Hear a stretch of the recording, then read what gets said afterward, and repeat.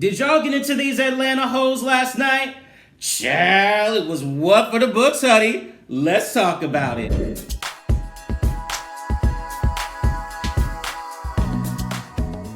Hey Hamptonites, it's your boy Hampton Spears. I'm back with another video. In this video, I'm going to be reviewing the Real Housewives of Atlanta, Season 14, Episode 9, Midnight in the Chateau of Good and Evil. Oh my god, guys, this episode was fucking amazing. It gave me everything Housewives used to give. And it's back. It's back. It's back. Oh, I'm so happy. And you know what? We have Tulum. Messy ass Tulum. And I like her. She's a little crazy. And I like a little crazy hoodie. Yes, just like Phaedra say when she met Kenya. Well, I guess we saw how that went, hoodie. But two, by the way, is the girl that brought up Anthony's assistant saying that Ralph is gay. Okay, so she was the one that said that, and they did flashbacks, and Drew was like, "Bitch, just be quiet, just be quiet, just be quiet." Like, it was like, she was mad because, I mean, you are putting him on blast in front of the world because they are being filmed, honey, and this is a very popular TV show that gets millions of viewers every single week, and millions of YouTube views, and a lot of reviews, and just a lot of shit going on. Even the cat likes Real Housewives of Atlanta. Okay, so the episode opens up with Kandi and Drew hanging with their chitlins. Drew is driving one of the kids somewhere in a car with Ralph. And by the way, Drew, without all that makeup, looked beautiful. Like, it's just nice to see natural femininity in women with not all this cake face and shit. Because real talk, you look like clowns, and like it makes you look older. Drew looked fresh-faced.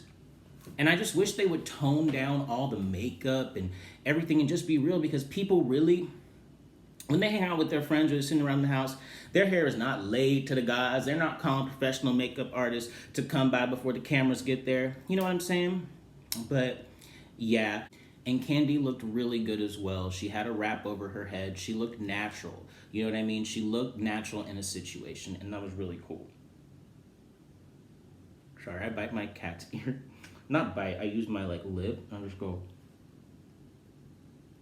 The next scene is Shereé going on her daughter's podcast. And the podcast is about sex, honey. And they're talking about positions, and I guess they doing a landslide, honey. I didn't understand it, honey. I didn't understand the landslide. But I was just like, oh, you having your mom on this podcast and y'all talking about stuff in between people's legs and in they butt? Okay. So Shereé's daughter, Tiara, gets an alert on her phone saying that Shereé and Tyrone are no longer speaking after Shereé tried to get him in a scene that would violate his parole. Shereé is pissed, and she says it's a lie, and this is all coming from Tyrone leaking stories to the press. And I guess the press does pay for stories, and that he's a scammer, and, he's a liar. And I'm thinking, Shereé, you knew he was a scammer. Like, he was in jail, and you dated him for 2 years. I really don't know why she's acting surprised.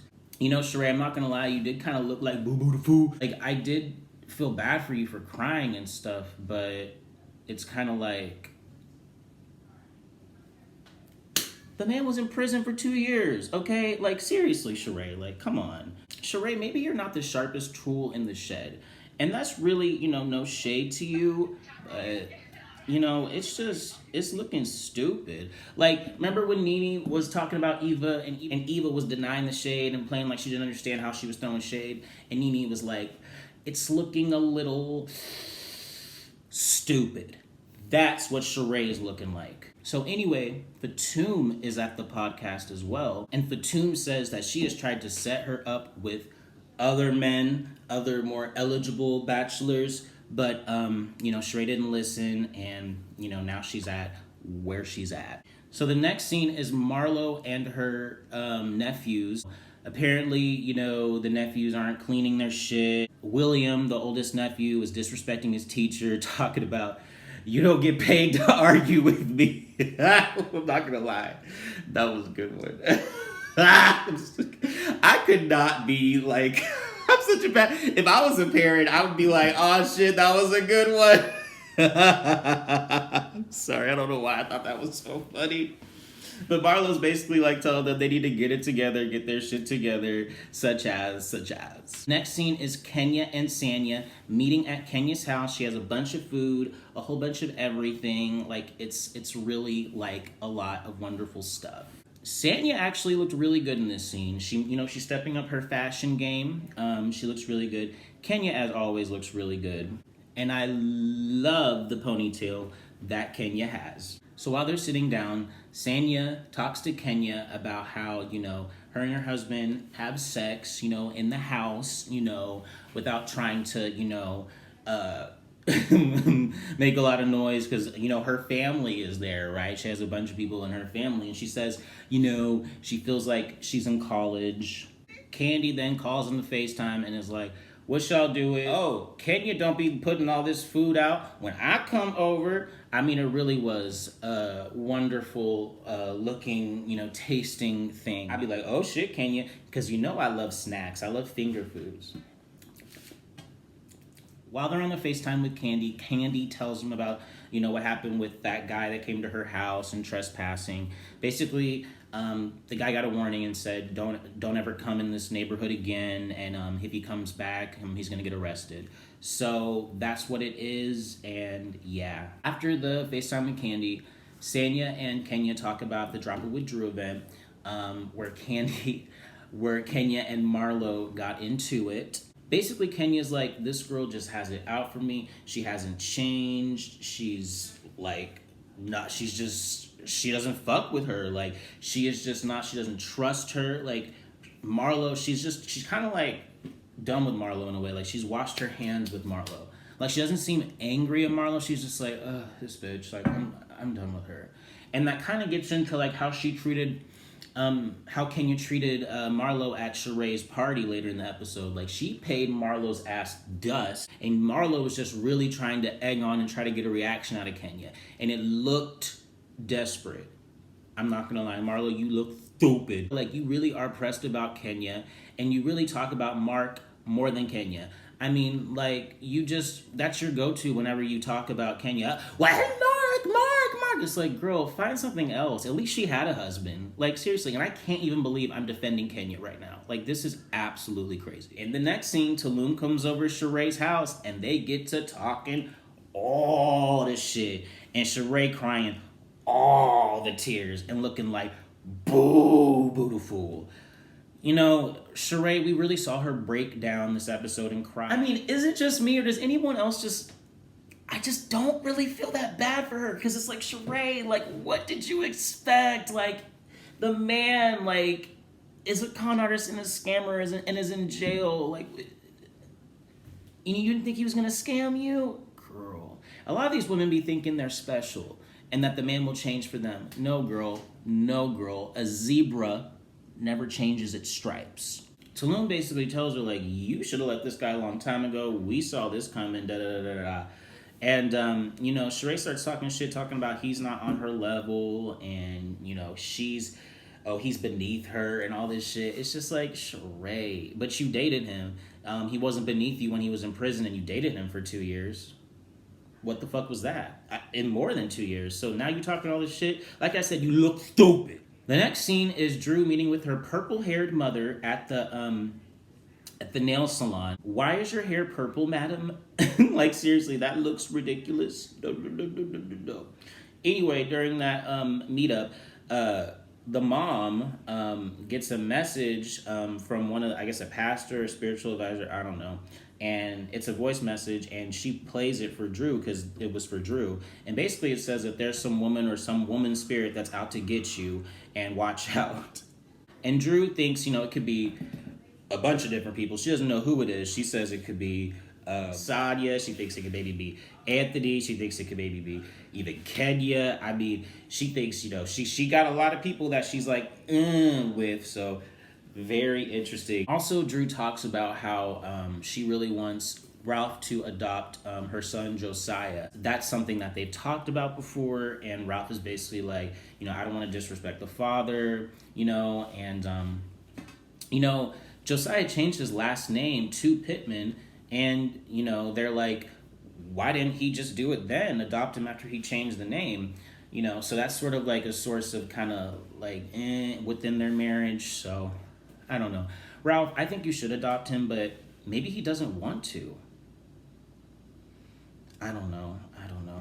And then also, I guess Ralph's messy ass tells Drew about the conversation, like the short little jokey conversation that he had with Sanya at the Drop It With Drew event. They were just having a cool conversation, and they were like saying like, oh, you know, I have 3 kids and I'm, you know, just as busy as you. And Sanya made a comment like, well, you say you're busy, but I don't even know what y'all be doing. Like, it was a jokey comment. And, you know, I guess Drew considered that as shade, and she's just kind of like she ain't like that. She ain't like that. And later on in the episode, they have a confrontation, and we shall talk about that in a few.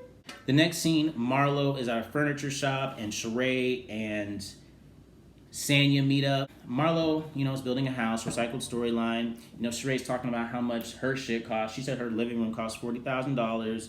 I'm like, wow. But Shereé's house looks beautiful, absolutely beautiful. She said she wanted bitches' jaws to drop, and yes, you succeeded, Shereé. It took you 7 years, but you did it. Marlo then tells Shereé and Sanya that she kicks her nephews out of the house because they were, you know, he punched a hole in the wall, one of the kids, and there was a bunch of clothes that were showering. They were disrespecting her, and she tells him to get the fuck out. And that her sister is gonna have them for 30 days. And, you know, the girls are like, oh my God, that's harsh. And yeah, that is harsh, Marlo. You don't do that. Like, when you're with your parents, like, your parents just don't go get the fuck out to a 13-year-old and some younger kid. Like, what? Like, no, Marlo, that was really like, I didn't like that. I really didn't like that. And then they talk about the argument that Marlo and Kenya had. And basically Marlo's talking shit. Marlo, you know, saying her same thing, you know. They try to tell Marlo, like, well, maybe can you not go below the belt sometimes? And Marlo says, no, I need class for that. Yeah. Did she say she need class or she need a class? Because did she really just call herself a classless bitch? Like, damn, Marlo, god damn. And she says Kenya has a case of can't take. She can dish it out, but she can't take it. I think Kenya can take it. I don't think she's like that. Like, I don't think NeNe is like that. NeNe is a person that can dish it out and can't take it. Okay, well, let's get to the party, honey. Woo, let's get it popping. Okay, so they're all there. All the girls, everybody is there, okay? Tulum comes, and Drew and Tulum give each other a hug, and then Drew, like, kind of looks at her like, Who are you? And then she's like, oh, I remember how we met. And then she walks away. During the party, too, Drew and Sanya have a conversation. It does not go well about the quote-unquote shady comment. And Sanya's like, I don't have time to argue with you. Like, it's stupid. And she walks away. And Drew's like, kick rocks. Kenya gets drunk as fuck. I love drunk Kenya. She is fun. She's just, you know, some people are like angry drunks, awkward drunks, mean drunks, like, but she's cool. Unlike Lisa Wu. Lisa Wu came up in there looking puffy, like swollen, like, I don't know. But at first I was like, hey, Lisa, she was cool. But, you know, at that table, you know, she was loud and then like, let me finish, talking to Sanya, all this shit. She was drunk. And just like I said on that Carlos King interview, the bitch is drunk and the bitch is obnoxious, okay? Also during that scene, Tulum tells the girls that, you know, after the whole situation with Drew, the first time she met her, she tells her friend, like, this girl just came for me. She was so, like, whoa. And the friend was like, oh, let me pull up her file, honey. And she does, and whoever the person is does a background check, and it turns out that Drew and Ralph got 12 aliases, okay? And it's in black and white. She got the receipts, so it's like, wait, what? She asked the friend if 12 aliases were a lot, and the friend was like, yes. Like, no, that is not normal. But Kandi kind of says, like, well, that's kind of what people do when you have bad credit. And I'm like, well, maybe, you know, I don't know. Do Drew and Ralph own their house? Because their house is beautiful. When they showed it at the beginning of the episode, I was like, god damn, it looks wonderful. but maybe they can't afford it. Maybe they're renting. I mean, there's no shade in renting. Or maybe they own it. I don't know. And when Drew finds out, Drew is just like crazy, calls her a stalker, all this shit. It's, you know, and Talib is like, I'll keep digging if you keep fucking with me. It was messy as fuck, but I don't know. Like, it was just funny. And Talib didn't do the background check. It was her friend. She can't control what her friend does, and she got the information. She brought it to the lady. Hey, this is Real Housewives of Atlanta, all right? So she understands the assignment. Oh, by the way, the whole theme is nude. They're in nude, and then they got some nude models coming. That dude bottle dude, oh my God, his body was on point, honey, and that ass was on point. Did you see that ass? We didn't see the dick, but Katie gonna throw shade talking about it ain't Bolo. Well, Bolo had a very abnormally sized member, okay? Not everybody can be Mandingo, okay? Not everybody can be it. But with the ass like that, shit, you ain't gotta have a big penis, okay? Oh, you know, and they thought, you know, Kandi had something to do with it. And Kandi's like, I didn't have nothing to do with it this time. I ain't got nothing to do with it this time. You know, they're drawing shit. They're drawing penises, drawing abs. I mean, it's just a bunch of, look, I don't know. Marlo and Kandi have a conversation about what Marlo's going through. Marlo tells her about, you know, her nephews, how she kicked her out. And Kandi's like, what the fuck? No, you can't do that. You taking care of them. You can't tell them to get the fuck out. You stay and do the hard work, like all this stuff. And I agree with Kandi. Like, Marlo, that's whack. Like, that is so whack and selfish. And we're kind of seeing like a different side to Marlo, or at least I am, because I'm a Marlo fan still, but I'm seeing like, oh girl, you moving funny. You moving real funny. You know, at the end of the episode, you know, Marlo, you know, antagonizes Kenya again. Kenya's like, why does she keep talking to me? She's kind of like ignoring her, talking to the side. And then Kenya's like, I'm the moment, and starts strutting away. And then Marlo gonna yell out, Mark don't think you the moment. Mark don't think you the moment. Kenya, like, didn't acknowledge it and kept walking towards the camera and was like, I am the moment. I am the moment. And I was like, yes, can you pay that hoe dust? Like, Marlo, you're so desperate, and that's literally all you can say. And then when they were doing a cheers, Marlo tried to cheers really hard to get the wine to freaking hit Kenya, but it actually flew the other direction and almost hit freaking Shereé and Sanya. So it's like, girl, Marlo, you were whack, so whack this episode. But anyway, y'all, this episode was one for the books. I thoroughly enjoyed it.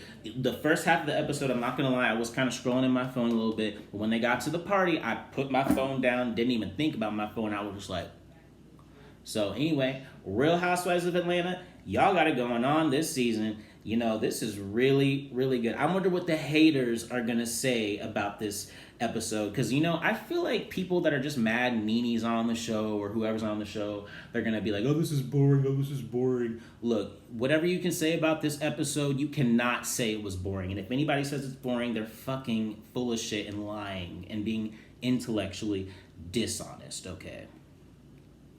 But anyway, y'all, that is all I have for this episode of The Real Housewives of Atlanta. Thank you guys so much for watching. If you're new to this channel, be sure to like, subscribe, comment, and hit this notification bell button so you can be locked into when I upload on this channel. All right, guys, I'll talk to you later.